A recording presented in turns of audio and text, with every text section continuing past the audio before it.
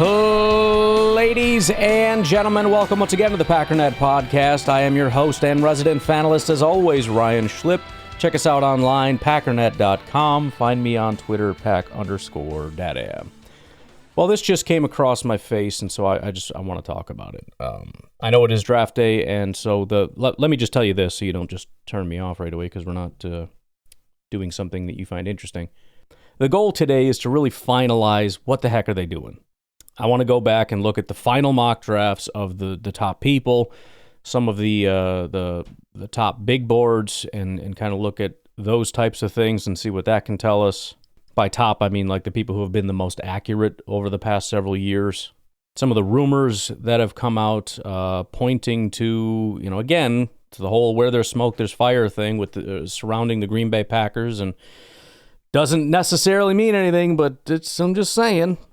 But again, I got to start with this because it kind of goes in line with what we've been talking about with a lot of stuff, right? I mentioned the whole intelligence thing and how dare you? You're allowed to say pretty much whatever you want and have whatever opinion you want, but there are some people that are just too emotional to do this, right? They're too sensitive to really honestly be in a position of just telling people the truth. Which sounds silly because we're talking about sports, you know what I mean?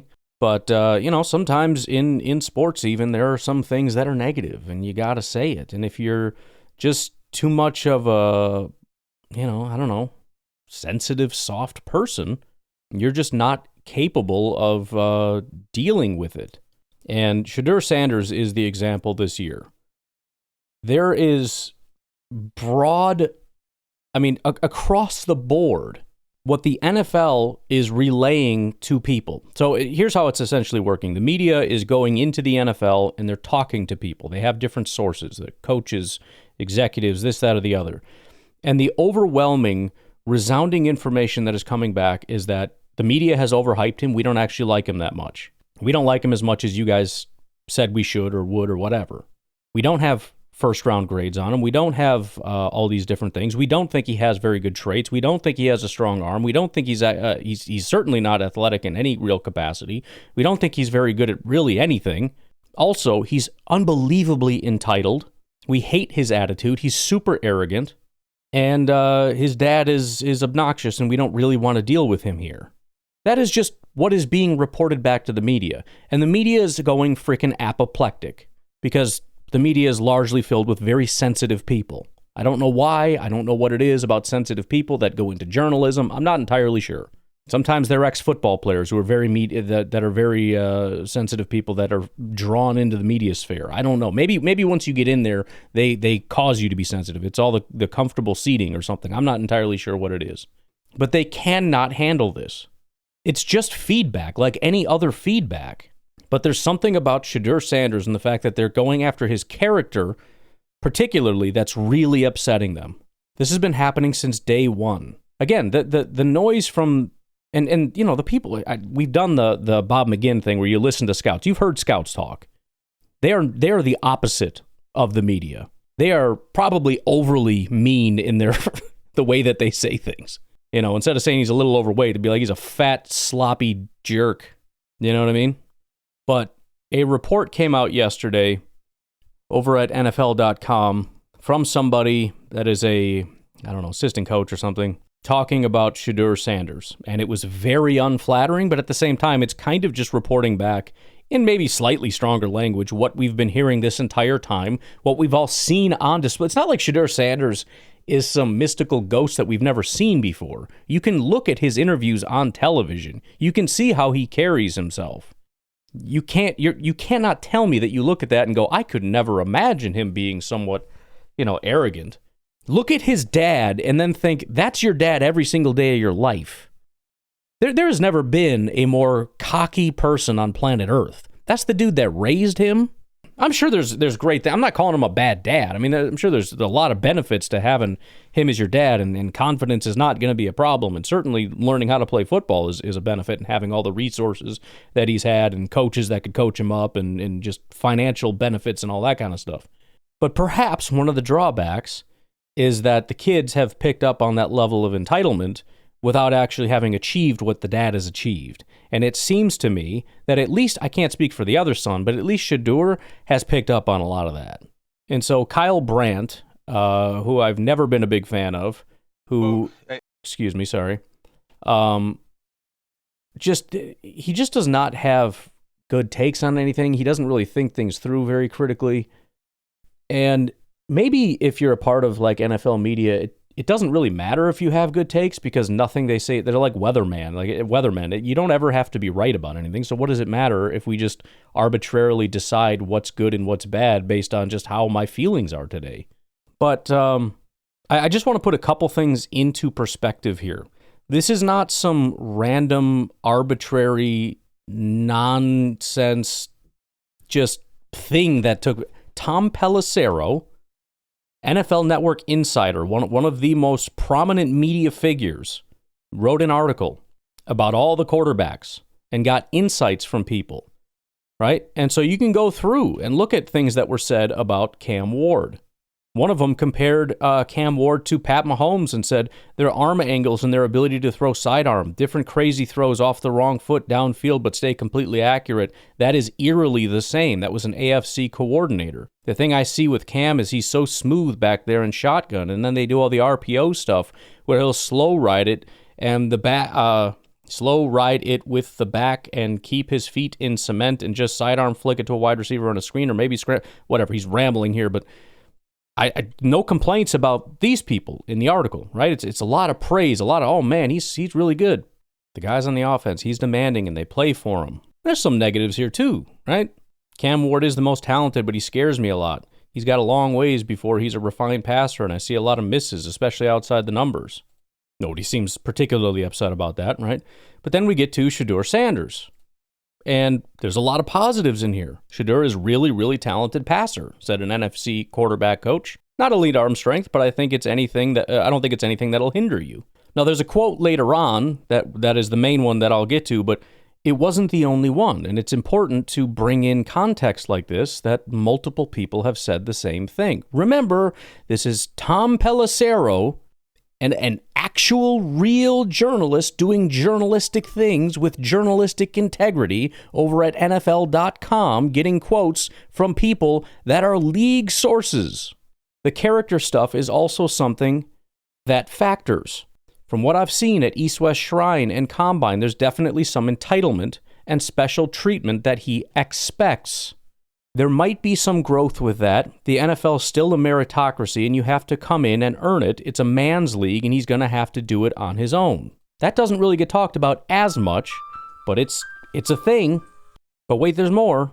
The dude's only played for his dad. When things go wrong, it's not his fault. He takes a sack. He blames the offensive line.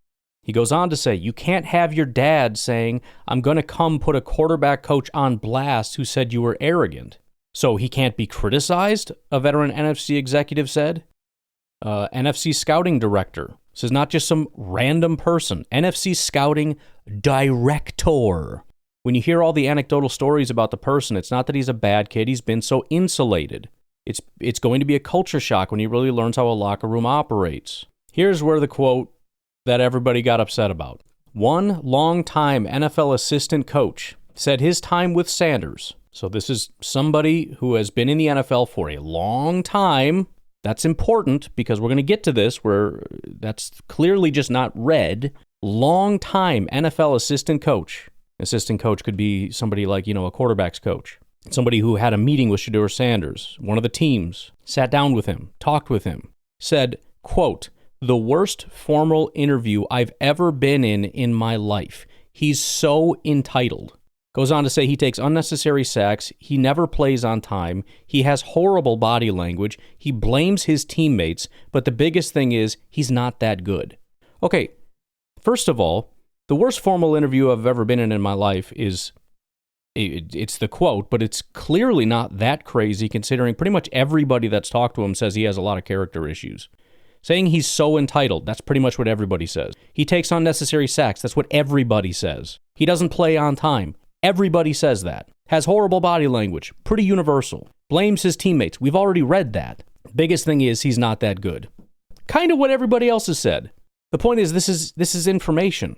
When I read this article in its entirety, not just that quote, but all the quotes, what do you come away with? That he's a really humble kid, or that he's a little entitled because of his dad and because of the situation he's been in? And the fact is, maybe he can grow out of that, but as of right now, he's an entitled punk kid who's way more entitled and arrogant than his talent would dictate. There has not been a single voice to come out of the NFL that has said anything different about Shedeur Sanders. But here is how the very sensitive media handles this information. Bring up the quote. I'm in my feelings about this right now. Maybe I'm in my feelings. I mean, that just tells you everything you need to know. He also says he's triggered, which is, again, everything you need to know about this mental state that he's in. And by the way, let's analyze. Is he being emotional or intellectual? Just a little side experiment. Maybe it's because the draft is tomorrow. Bring up the quote. Bring it up. The worst Formula I've ever been in my life. He's so entitled. Horrible. He's not that. Shut up, anonymous coach. Shut up? What do you mean shut up? Why shut up? Isn't this what we want? Don't we want people like Tom Pelissero to speak to people on the inside to give us insight? But if they give you insights you don't like, you tell them to shut up? That's weird. I'm so triggered about it. I'm so triggered. You're a 14-year-old girl. Up. This is not only anonymous. Of course it's anonymous. They're all anonymous. Nobody in this article puts their name out there. Part of the reason is because the NFL draft is tomorrow, or today for you. Nobody's going to say, hey, I'm with the Steelers and we don't like Shedeur Sanders. Duh! They're only going to speak under the condition of anonymity. That's the only option. Have you ever seen anybody at any point ever through this off-season period say, according to sources, and my source is John Eric Sullivan of the Green Bay Packers, the team is not interested in this player? I mean, what are you talking about? I think it's tasteless. I think the time... You think it's tasteless? Okay. Is it accurate? I mean, every single person that was in that article, and in most articles, there are positives and there are negatives. Why are these negatives tasteless? Timing is ridiculous. You think the timing is ridiculous? Okay, that's a Tom Pelissero problem. Tom Pelissero reached out to people. The worst formal interview I've ever... I don't even know if Kyle Brandt even knows this. He saw the quote and just went off. He seems to be under the impression that somebody went out into the universe and sought out somebody to say, hey, I want you to put this information out there, but don't tell anybody my name, okay? Go, go, go, go, go.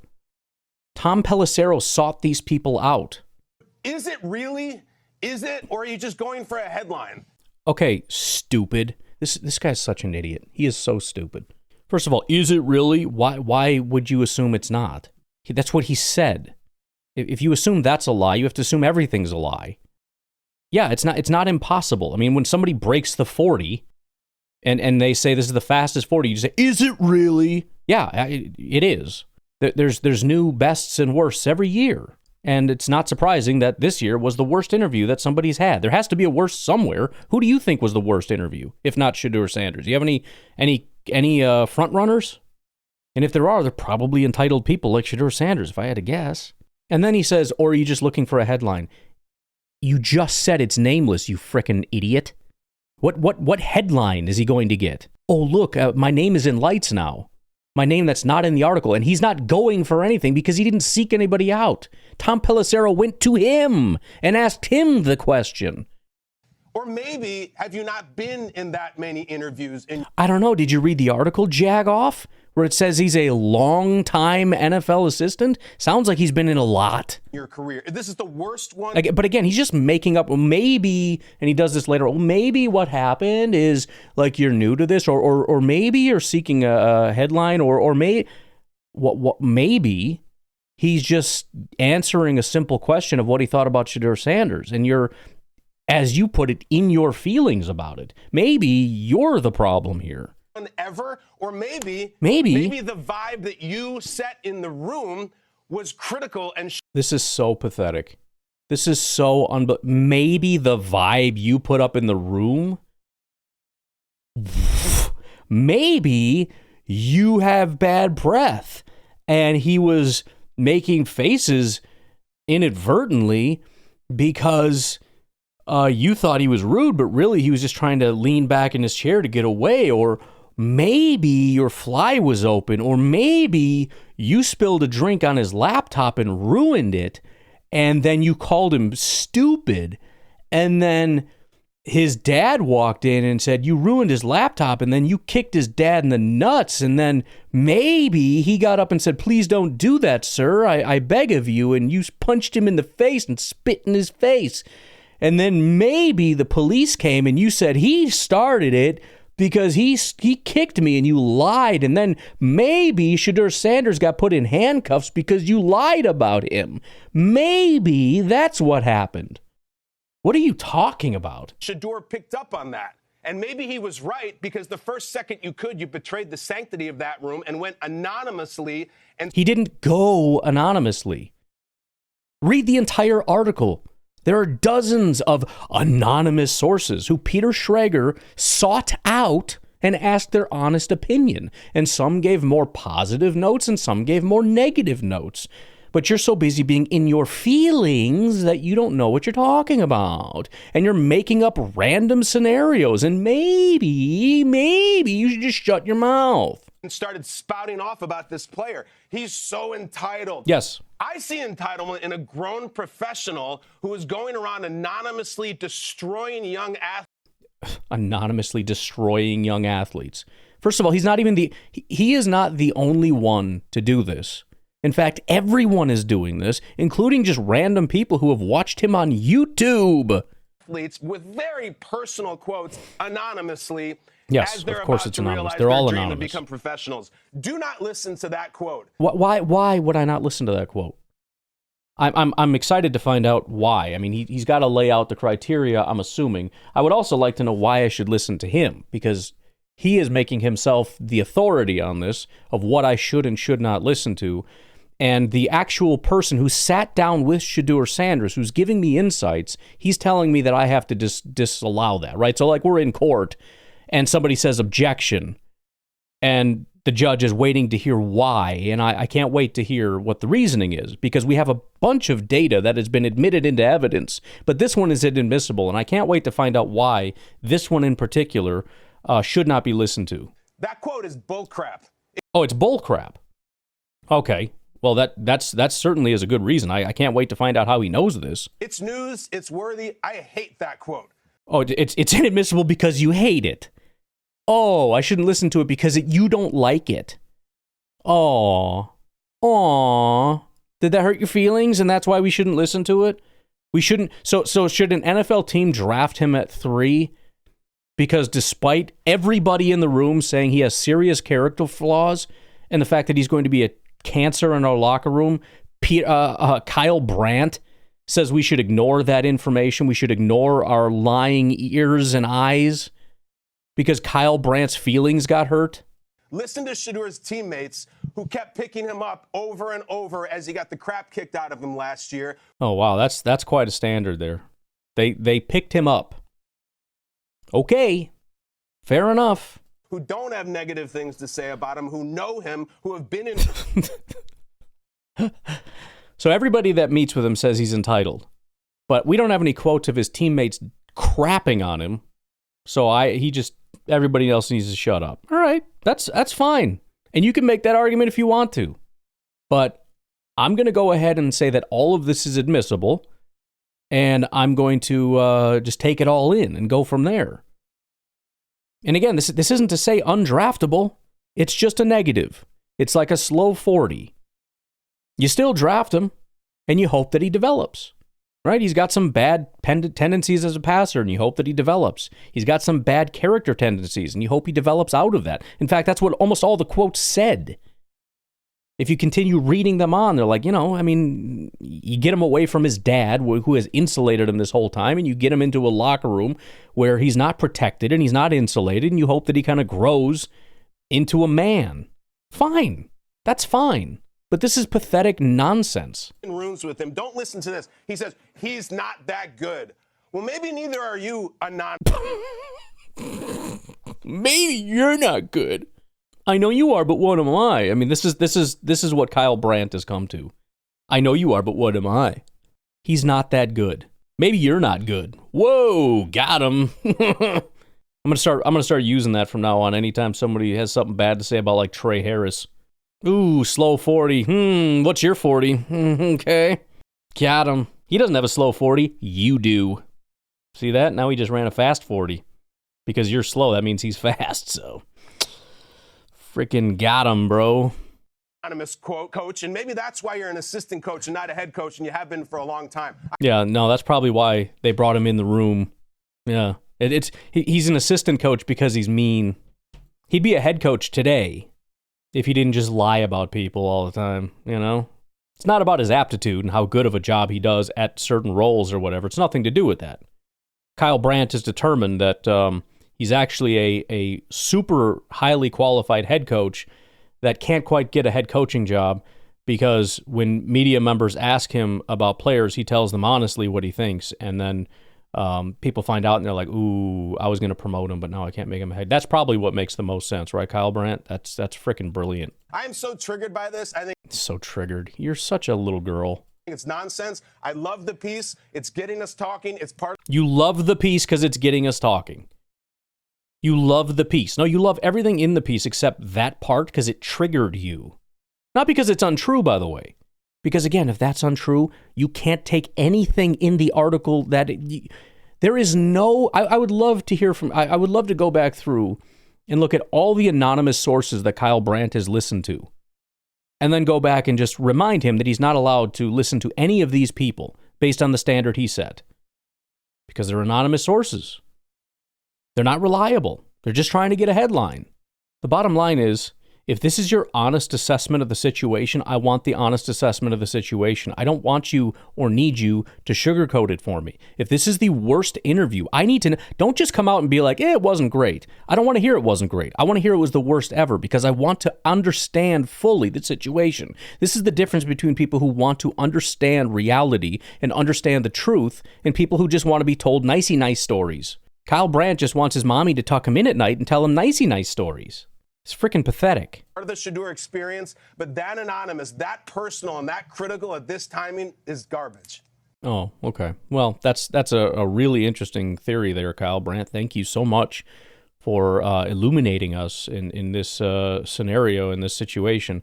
Apparently, despite the fact that everybody has said that he's entitled and arrogant, it's not true because it hurts Kyle Brandt's feelings. Great. That's wonderful. Well done. Intellectual titan of our era right there. Bottom line is, it's a very good article. I wish he had done some about positions I care about, but he did quarterbacks because it's just, this is what they do. Quarterbacks are the most, even when it's a weak quarterback class, we can't help ourselves. Quarterback are all we want to talk about. Freaking whatever. But I love it. It's why I do the McGinn thing. And yeah, there's differences of opinion. Some people have more positive opinions. Some people have more negative opinions. But I want to hear what you have to say. It's important for me to make up my opinions on people and prospects, is to gather as much information as possible. And in order to get information, you want to make sure it's good information. And good information means brutally honest information, not filtered through a freaking Disney lens. I wonder if Disney is the parent company of whoever he works for. That would be hilarious. The reality is Kyle Brandt would never have a job with an NFL team because apparently he can't stomach this kind of work, and he would provide no value to a team. You got a bunch of people giving honest evaluations, and what, he's going to throw a temper tantrum if somebody says this kid is entitled? What would he do if he was in that room and they all left the meeting with him being super entitled, and people are like, yeah, that was terrible, it was the worst, and he just throws an absolute fit? He would, hopefully, if the team had any dignity, would fire him on the spot, because we're in a information gathering process, and this is very important that we get. This isn't just the news media where we can just make things up and say whatever we want and we can be as nice. No, there are consequences to our actions, and picking the wrong person has terrible consequences. And so we need to get as much information as we possibly can. And we need to be as honest as we possibly can with that information so that we can make the best possible decisions. And choosing to not do that is choosing to fail to protect people's feelings. And that's freaking pathetic.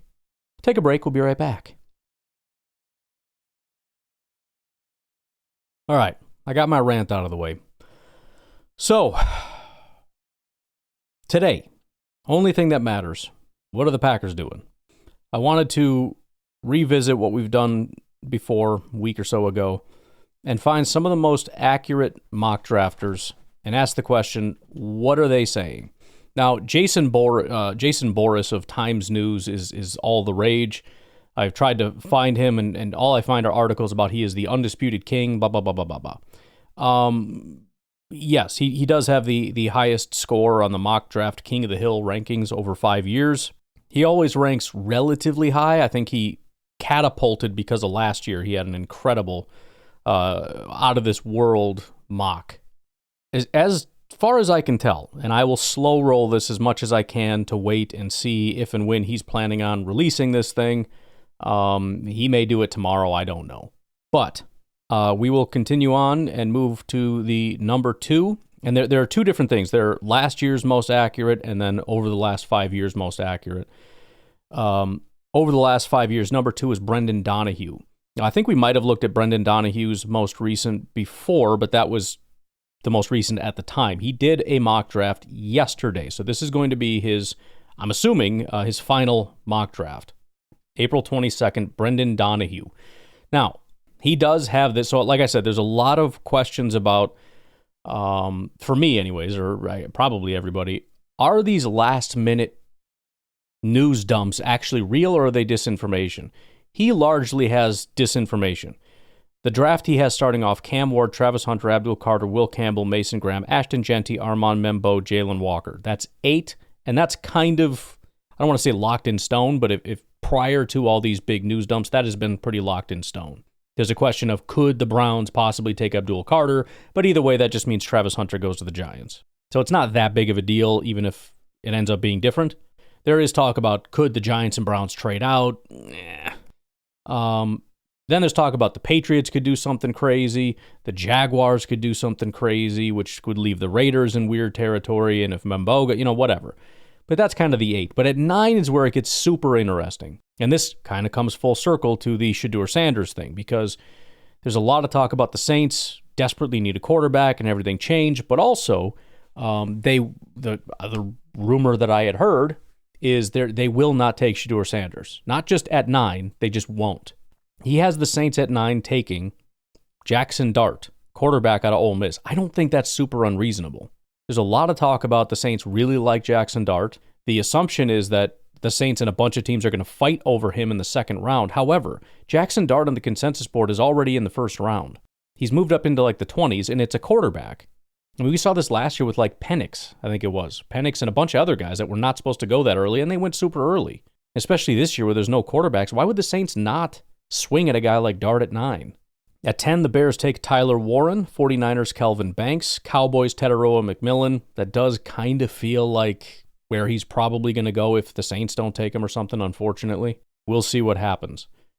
13, the Dolphins take Will Johnson. That's a big question for the Packers. If he falls, do the Packers move up at some point? What if he makes it there? Will they pick him? That's kind of okay, McMillan didn't fall, Johnson didn't fall. I guess that pipe dream is dead for both of them. Colts take Colson Loveland. That's pretty basic. Falcons take an edge rusher, in this case Mike Green. Cardinals take Mykel Williams. So the edge rushers went boom, boom. There is still Shamar Stewart sitting on the board, but otherwise all the top guys are basically gone. Bengals get Derek Harmon, so he's off the board. Seahawks take Gray Zabel. That one's pretty much written in pen. Bucks take Jihad Campbell. It's another one that's kind of assumed. Broncos take Amari and Hampton. It's a popular pick, but, we'll see. And then 21, the Steelers, he does have them taking Shedeur Sanders. That's who I had taking them in my mock. I'm a little iffy on it. I don't really know exactly, but I think it, especially if you feel confident that Rodgers is coming in, maybe it does make even more sense because you're not playing him right away. So you let him sit. I mean, not that Rodgers is the greatest example, but whatever. Then at 22, the Chargers take Kenneth Grant. He's off the board. At 23, the Green Bay Packers select Matthew Golden, wide receiver out of Texas. Here's what he had to say. Is this the year the Green Bay breaks the streak of not selecting a wide receiver in round 1? He did have a formal meeting with the Packers, which is interesting because not only do they not take wide receivers in the first round, they also do not take prospects without a full relative athletic profile. The meeting may be a hint that they are preparing to buck their own trends. That's relative athletic score profile. So what he's referring to is he doesn't have an RAS score, and I'm not going to super ding him for this because I know we did the whole RAS thing. He doesn't have an RAS because he didn't run all the drills. And so that does actually have some relevance, not necessarily because of RAS, but because of the testing numbers. They don't have the testing numbers. Says odds makers do consider it a long shot. The Packers to select wide receiver in their first selection is plus 700. Before I move on to some of these other guys, it's worth mentioning this. Adam Schefter went on the Pat McAfee show with intel on all 32 teams. Here was the segment for the Green Bay Packers. Host City, Green Bay Packers. Do you remember the last time the Green Bay Packers drafted a wide receiver in the first round of the draft? 23 years ago. Javon Walker from Florida State. The last time, maybe that streak comes to an end. There you go. So again, very vague, but I think that was kind of the point, right? It's sort of a I'm not saying, I'm just saying kind of insight. That it could also just be he doesn't have any insights about the Packers, so he just kind of pulled something out of the hat. You know, I don't know. But again, it's just one of those things where it's like, I don't know, everything's kind of pointing in a weird direction here. Xavier Cromartie is number 3 on the list. He has not put out a new mock since his April 14th mock. He did put out a top 100 board. But again, we will slow roll this as much as possible and double back before the end and see if anything changes on that. Lou Pickney, who's actually tied for 3rd, did a mock draft on the 17th. That may be his final. I don't know. He has the same top 8. The Saints taking Michael Williams, Tyler Warren again to the Bears. So that's 2 times we've seen that with Kelvin Banks to the 49ers and Tetaroa to the Cowboys, Will Johnson to the Dolphins, Colson Loveland to the Colts, Jihad Campbell to the Falcons is different. Possible, by the way. Edge rusher is the most obvious, but Jihad is kind of waiting in the wings there. Josh Simmons at 16 to the Cardinals is interesting. Shamar 17. Gray's able to the Seahawks we've talked about. Mike Green going to Tampa, so that's kind of either the Falcons or Tampa, I guess. Amarian Hampton to Denver. Shedeur Sanders to the Steelers. Derek Harmon to the Chargers. And then Jahdae Barron to the Packers. Again, this is a little bit of an older one by, like a week, so it's not that big of a deal, but there's a couple things that maybe have changed in the last week that might be tweaking a few of these. A lot of these guys have not done one within the last week or even 2. However, if you look at the second most accurate mock draft from last year, he is, I'm not sure what he is overall or whatever, but worth mentioning, Peter Schrager, really good mock draft, at least last year. He has Ward, Hunter, Carter, Campbell. He has Jacksonville taking Ashton Genty, so he's taking the bait on that one. He's all in. And then Armand Membo to the Raiders, which throws things off for the Jets to take Tyler Warren, which the Bears have been taking, so now they don't have that. Jalen Walker to the Panthers, Michael Williams to the Saints, and then he has the Bears trading out of this spot. So the Bears got screwed and said, screw it, let's trade back and get some more stuff. Colts come take Colston Loveland because they're panicked about losing that tight end. Walter Nolan, 11 to the 49ers. Something tells me this is not going to be a very accurate mock. It's just so... if he nails this, nobody else is going to nail it. It's so out there. Walter Nolan at 11. Tyler Booker at 12. And then Mason Graham falls to 13? Schrager, I don't know, dog. The Bears go back to 14, still get Kelvin Banks. Falcons take Jihad Campbell instead of an edge. Jahdae Barron goes to the Cardinals. Mike Green to the Bengals. He's got Gray's able to the Seahawks. Tampa takes Tetaroa McMillan. Emeka Ibuka goes to the Broncos. Shedeur goes to the Steelers. Kenneth Grant to the Chargers. Green Bay Packers, Matthew Golden. He says, I know it's out of character for Green Bay to take a receiver in round 1. They haven't done it since 2002, but in this scenario, Golden could slide right to them, and I can't see him sliding much more. Green Bay could go in several directions. I doubt anyone thought the Packers could get the consensus top wideout on many boards, though. Actually, I've expanded my my search here. I might have to double back, but I was looking at Josh Norris. Still, he's outside of the top 10, but still one of the more successful mock drafters at number 11. I don't see his mock anywhere. However, he did one on YouTube. So you got Cam Ward, Travis Hunter, Abdul Carter. They got Tetaroa McMillan going 5 to the Jacksonville Jaguars.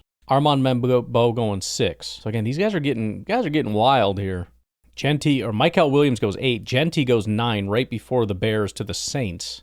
Whole lot of weird, wild stuff. But as for the Packers, Maxwell Hairston, cornerback out of Kentucky. I was thinking about this yesterday. There are a handful of people that the Packers could draft that I could envision Packer fans saying everybody knew that was going to happen. The most obvious is Shamar Stewart. Shamar Stewart is the one that a lot of people, especially the ones that hate Shamar Stewart, if we select Shamar Stewart, it's going to be, everybody knew that Gutekunst was going to do that. Maxwell Hairston also is another one, though. It just feels like a Green Bay Packers pick for all the obvious reasons that most of us don't super love, but at the same time, we all kind of love, right? Like we're all a little, myself included, hypocritical on this one, where it's like, oh, sure, of course you take the height, weight, speed guy.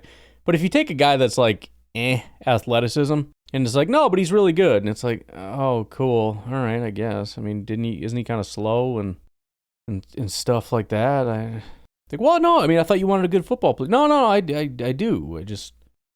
He's like slow and stuff, though, right? We're not going to be happy no matter what. By the way, it's a 2-round mock draft. They have us taking Trey Harris in the second round at 54. Thank you very much. Totally redeem yourself. It's funny, I actually got thrown off by this. So Ryan McChrystal is the 8th most accurate mock drafter. He was over at Draft Ace, which I don't even know if that's still a website anymore, but I found his mock draft, and I'm like, oh, I already did this one. No, I didn't. He's over at Sharp Football Analysis, which is where Brendan Donahue is. We did Brendan Donahue. Brendan Donahue did a mock draft. His came out April 22nd. He had the Packers taking Matthew Golden. We did that. So if we go over to Ryan McChrystal over at Sharp Football Analysis, he has the Green Bay Packers taking Matthew Golden, wide receiver out of Texas. So he did this. I thought it was the same mock. It's not. It's two different people, 2 top 10 mock drafters on the same website, both of them projecting the Packers taking wide receiver Matthew Golden. So that is 3 of the top mock drafters. Peter Schrager might be a little bit of a stretch, but still, you got 3 of the top mock drafters all saying Matthew Golden to the Packers one day before the draft. Here's a little bit of what McChrystal had to say. It's a little bit more all over the place, but it's saying the best targets for the Packers at 23. One is cornerback. It says Jair, Keyshawn, and Carrington are all under contract for 2 more years, blah, blah, blah. Obviously, there's the cornerback issue, but he lists a couple people there. Wide receiver. Green Bay has invested significant time meeting with wide receivers in this draft class, indicating there's interest in an upgrade. If Teteroa McMillan were to fall, he's an obvious fit, and Green Bay may even trade up for him. Ohio State's Emeka Ibuka and Texas' Matthew Golden could be options with this selection. Goes on to talk about other stuff here, but obviously that was the thought process here. In fact, I found the YouTube video of him talking about it, so why don't we play a little bit of that? You have the Packers going wide receiver. Now, they are not projected to go wide receiver. It's not what they're projected to do with their first pick in the draft. Their most likely favorite. And by the way, this is also an interesting point, and it's been brought up a couple times. The betting markets are all saying it's not wide receiver. But despite that, everybody's come out. I don't know if it's just this hype that everybody wants to get on the bandwagon and we should be listening to the betting markets. I don't know, but it is interesting. His defensive lineman edge. The second most likely favorite is that their first pick is the cornerback. Both of those are like plus 100 to plus 130, plus 175 at DraftKings for them to go cornerback. The wide receiver is plus 700 over at FanDuel for the Green Bay Packers' first pick to be a wide receiver. This is not something that they typically would be looking to do, pick number 23 in the first round, but you think that there could be a little bit of value in sprinkling on that long shot. Why is that? Yeah, I think the reason why it's such a long shot is there's this perception, especially among Packers fans themselves, is that Brian Gutekunst will not draft a wide receiver in the first round because we've seen them make some. And I think that's a big part of it too. You know, it's on one hand, is it just this weird hype and really it's overhype and we should be trusting the markets, or are the markets polluted with this completely false belief that the Packers just refuse to take a wide receiver, which is not correct? At least what at the time felt like some questionable decisions to pass over players who could have helped Aaron Rodgers out towards the end of his time in Green Bay. He's made it very clear that they are considering a wide receiver. One of the trends with the Packers is that Gutekunst typically goes and visits his eventual first-round pick at his pro day. He makes a lot of pro day visits, so we can't, say for certain that they're targeting wide receiver. But he did show up at the pro day for Tet McMillan, Emeka Egbuka, and Matthew Golden. He then, all three of those guys, use a 30 visit to bring them to Green Bay to spend more time with them. And he could not make it any more clear that he is considering drafting them. Now, the board could fall another way. Maybe they decide maybe those interviews don't go well. And they can decide one of them they don't want and the other two are gone. Like that could happen. But those are such extreme odds for a position that they're very clearly prioritizing with that pick that it's maybe the most obvious bet to place. It's such, sure. I think you said 7-1 at FanDuel, like that.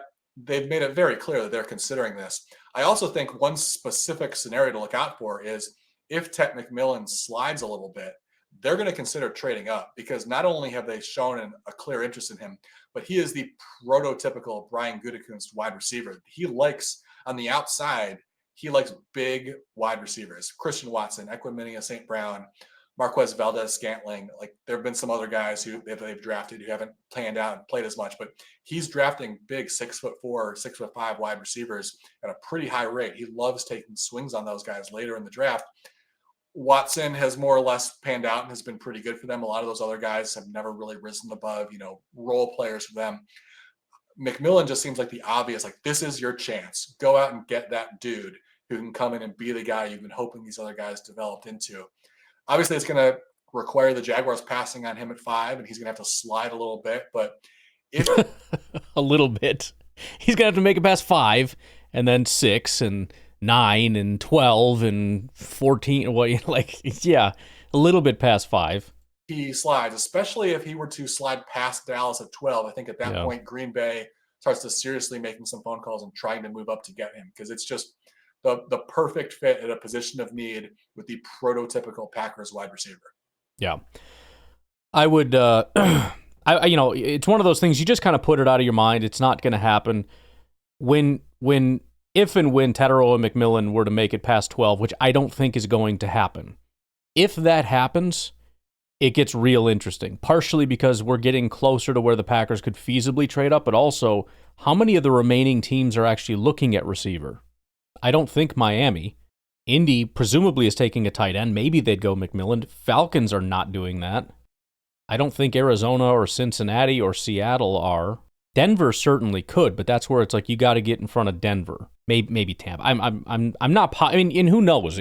Seattle maybe wouldn't go Gray Zabel if Tetero and McMillan were there or something, or maybe Indy would forego the second tight end for the number 1 wide receiver. But I think the other point is if he slides past 12, the perception is obviously lower for a lot of teams. So the idea that he is this lock elite guy. The other thing to consider is, if you look at, I think it was Schrager's mock draft where he had the Packers taking Golden, he mentioned that Golden is the number 1 receiver on some boards. It's not impossible that number 9 Saints take Golden or that Dallas takes Golden. Anyways, let's take a break, and then there's a couple others that I want to look at because I think there are some other really good mock drafters that are not being talked about on this list for a pretty obviously stupid reason. We'll take a break. We'll be right back. So on this list, although he's outside of the top 75, which you would think, holy cow, this guy is terrible. Well, there's only 75 on the list, which Rob Rang is at the bottom of, which is hilarious. We should look at what Rob Rang did. Russell Brown, Fantasy Pros and Lions Wire. He just released, as of 8 minutes ago from me sitting here, his mock draft. Why would I be talking about him? He has a score of 36 over the last 4 years. He doesn't qualify because he didn't do this 5 years ago. However, if you look at 36 and apply that over 5 years instead of 4 years, he would have an average of 45, which would be the second most accurate mock drafter, essentially, over the last 4 years. And again, this is the most recent mock of anybody that we've talked about so far.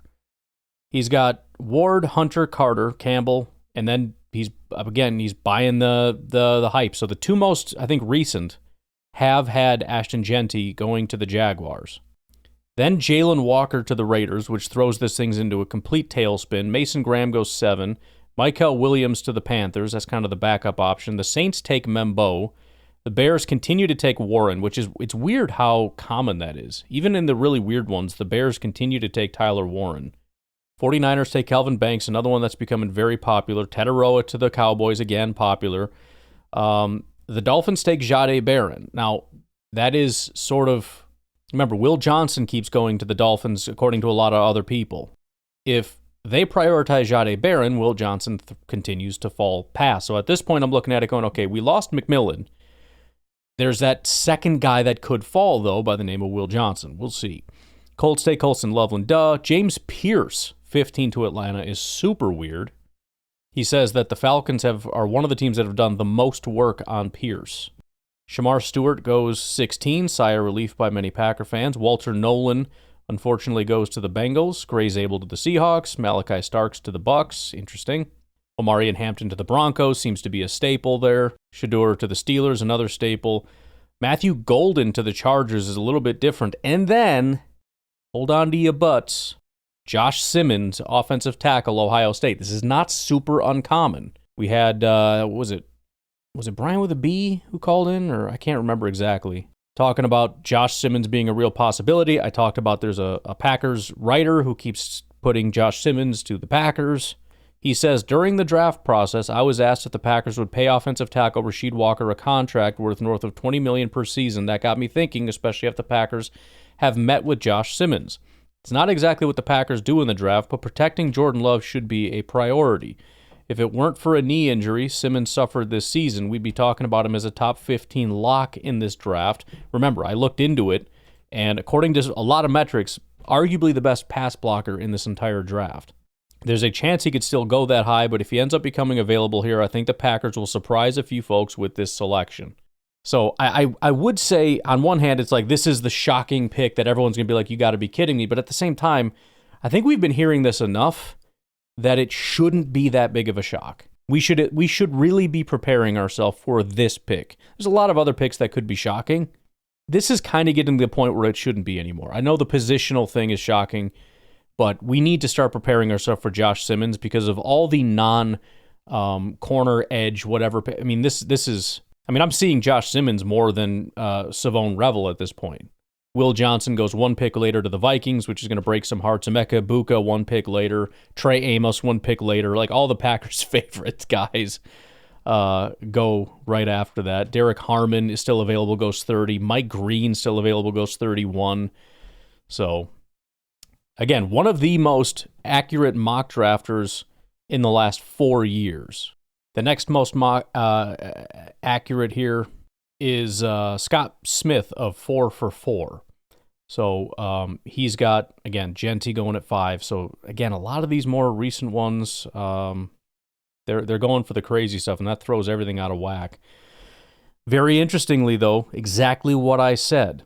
Will Johnson goes 49ers. Matthew Golden goes to the Cowboys. So what happens if Matthew Golden goes to the Cowboys? Jahdae Barron goes to the Dolphins, so now both weird scenarios happen where the other two go and the two end up falling. Loveland goes, Michael Williams to the Falcons, Derek Harmon, Cardinals, Walter Nolan, Bengals, Gray Zabel, Seahawks, Donovan Iziraku, Buccaneers, Omarion Hampton, Denver, Shedeur Sanders, Steelers, Kenneth Grant, Chargers. I think that means, where is the corner? Did he go and I just missed it? I don't know. Doesn't matter. Green Bay Packers, Tetaroa McMillan at 23. Now, if you're a Golden fan, then, and again, I'm iffy on Golden. Part of me is over the moon excited about somebody like Matthew Golden. Part of me is a little bit more skeptical. But if Dallas takes Golden at 12 and you're a Tetaroa McMillan fan, it's time to start freaking out a little bit. So, yeah, I mean, and Tet could go freaking 5 or something. But that is the gauntlet. Can these two guys get through 13? Or if you just want McMillan, can he get through 12? But it says McMillan's size and route running give Jordan Love a true number one receiver to elevate Green Bay's passing attack. He'll create mismatches and stretch defenses fitting Matt LaFleur's scheme. This feels like the prospect that would halt Green Bay's wide receiver drought in round 1. And if nothing else, again, another guy who is projecting the Packers to take a wide receiver. All right, final thing I want to look at, and that is Green Bay Packers, folks. And I want to primarily look at Green Bay Packers folks who got it right last year. One of the interesting things when you look back is some people got it very right, some people maybe not as much, but what I guess I didn't realize is Edgerrin Cooper had to have been one of the most mocked players to the Packers. If you score yourself massive points for mocking Edgerrin Cooper to the Packers, don't. It's a question of whether it was first, second, or third pick, but Edgerrin Cooper was very popular. Evan Tex Western did it. Freddie Boston. Sarah Bettinger of Lombardi Avenue. Freddie Boston again. Matt Johnson of Sportsnaut. Mike Jorent of Packers Talk. Marissa Myers. Matt Schneidman of The Athletic. Brennan Rupp of Packers Wire. Justice Mosqueda of Acme Packing Company. Everybody was doing that. With that said, though, there were still some decent mocks here. Freddie Boston is one I want to hone in on because not only did he do it multiple times, but his final mock draft before the he had Jordan Morgan, not in the first round, but as their first pick, and then Edgerrin Cooper after that. So, why don't we take a look at Freddie Boston's most recent mock draft? If I'm not mistaken, his most recent mock draft was from April 21st. Over at Lombardi Avenue, Jordan Love finally gets what he deserves in game-changing Packers mock draft. A little bit of foreshadowing there, although maybe not in the first round. He has, and it's interesting because I just saw a mock draft that I thought was his most recent, and I went and double-checked, and he does have a more recent one. In round one, Maxwell Hairston, cornerback out of Kentucky, says it would be a surprise pick as Maxwell Hairston doesn't meet the Packers' strict size thresholds. At least he didn't. It is a funny, interesting story about Maxwell Hairston. The Kentucky product caught attention with recent social media posts that showed he was 194 pounds up from 183. That would check the final box for Hairston. I forgot who said it, but somebody was talking like, bro, you can't just go to a frickin' buffet, slam yourself full of food, go stand on a scale and be like, oh, I'm 194 now. It's like, no, you're 183. That's what you are. He says he ran an incredible 4.28 second 40-yard dash at the Combine, started the Senior Bowl, 3 pick sixes in his final 2 seasons at Kentucky. Hairston would fit perfectly in Jeff Hafley's takeaway searching secondary. Darn it, he beat me to it. It's one thing I wanted to do real quick before we got out of here is try to find a DB that excels in taking the ball away, because I think that's one aspect of what the Packers like that we haven't necessarily looked at a ton. Remember, Jeff Hafley wants guys that go after the ball big time. In the second round, at 54, he has them taking Jalen Royals, wide receiver out of Utah State. Remember, he got the first 2 picks right last time. Utah wide receiver catching passes from Utah State quarterback. Jordan has talked about that, by the way. It's a match made in heaven. Wouldn't be surprising if Jalen Royals sits near the top of the Packers board at the wide receiver position, not because of where he played in college, even because Love made it clear he wants to see Royals in Green Bay, but because he checks every box. Few wide receivers in the class stand out as a perfect Packer fit. Royals is one of them. In an NFL world where fewer prospects complete every athletic test in the NFL Combine, Royals aced them all. He posted an excellent 40-yard dash, 3 cone numbers, and the Packers watch closely. He comfortably passes their size and athleticism thresholds, backed it up with a ton of production. He can line up across the formation, could be the wide receiver 1 Love so desperately needs. And then in round 3, Jonah Savanaia, offensive lineman out of Arizona. Round 4, Torrey Horton, wide receiver, Colorado State. So that is his, I believe, final official mock draft. Again, he had a pretty successful one last year for the Green Bay Packers. There's 2 others I want to highlight here. First of all, Matt Schneidman over at The Athletic. A little bit different for him. The first 3 picks, he only got Edgerrin Cooper right. So I generally wouldn't have included that because everybody got Edgerrin Cooper right. He did get Marshawn Lloyd right, though, also. So I'll give him a little bit of an extra nod here. The most recent mock that they did, he had the Green Bay, it wasn't like a 7-round Packers thing, but he had the Packers taking Kenneth Grant, defensive tackle out of Michigan. And then finally, you've got, where is it here? Brandon Carwile over at Packers Wire. He had them taking Jordan Morgan in the first, then Javon Bullard in the second, And he also picked up Oladapo in the 6th. The mock is also quite good because although he didn't get the right linebacker, the second round pick, he had Junior Colson linebacker. He also had us taking Trey Benson. So even a lot of the picks that he got wrong, the position was still right. So extremely good mock draft by Brandon Carwile last year. Probably about as good as you're ever going to find. Well, the most recent one I could find from him was 3 days ago. 4 for you. Brandon Carwile over at Packers Wire. Here is that 7-round mock draft. So we'll call this the definitive mock draft, and we'll leave it at that. Round 1, pick 23. Green Bay Packers select Derek Harmon, defensive lineman out of Oregon. No secret the Packers' defense interior fell short of expectations. Kenny struggled to produce. Wyatt battled injuries, blah, blah, blah. Harmon is an easy choice as one of the best defensive tackles in this year's class. Round 2, pick 54. JT Tuimoloau, edge rusher out of Ohio State. It says Tuimoloau makes a lot of sense as someone to compete for snaps opposite Rashawn Gary. Pick 3. Interesting overlap here. Jalen Royals, wide receiver out of Utah State. Packers love a Senior Bowl standout, especially at wide receiver. Just look at Jaden Reed and Dontavian Wicks as 2 recent examples who ended up in Green Bay. Royals not only had a good week down in Mobile, but was one of the big winners to come out of the NFL Scouting Combine. Royals showcased his elite speed, running a 4.42, met the Packers' size requirements at 6'2", 205. Royals has vertical speed to fill in for injured Christian Watson. Run after the catch ability to be a dynamic weapon for Jordan Love. Pick 124, 4th round, Quincy Riley, cornerback out of Louisville. Round 5, defensive tackle Tim Smith out of Alabama. Round 6, Teddy Buchanan, linebacker out of California. Round 7, Brew McCoy, wide receiver out of Tennessee. And then our second 7th round pick at 250, Dalton Cooper, offensive tackle, Oklahoma State. So there you go. It's the best I can do for you. A lot of wide receiver buzz. Although, I guess final note here, if you look at the most popular buzz from last year, Cooper DeJean, a lot of people looking at offensive line, which they did take, but it was the wrong person.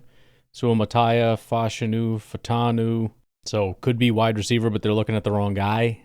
Just saying. All right. Well, this is it, folks. Make sure you are tuned in tomorrow. I will be, I'll be at the draft, probably the plan from about noon to 5-ish. We'll be traveling home, and then I'll be home for the draft. Don't know if we're going to do a live show or not. I'm guessing leaning toward not. But, again, if you head over to the packernet.substack.com, go sign up for a free account over there, and we'll be doing a live chat. So get ready for that. Otherwise, I'll talk to you later. Have a good one. Bye-bye.